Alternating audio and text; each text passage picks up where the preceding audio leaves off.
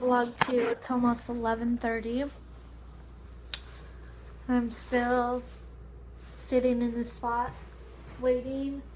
My dad's snow plowing. Linda's playing with the kids. With my niece and nephew. And I didn't even talk to him yet about this. I have to get to the bank by 11:45-ish. They close at noon. And Katie didn't even, I still can go grocery shopping. I just have my debit card. And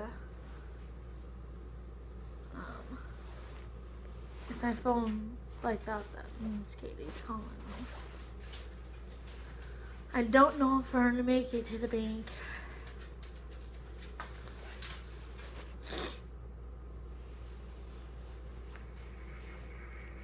So they're talking really nice. Well done.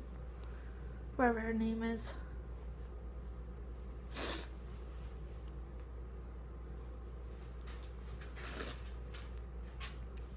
I have my ski bag. I have my boots out.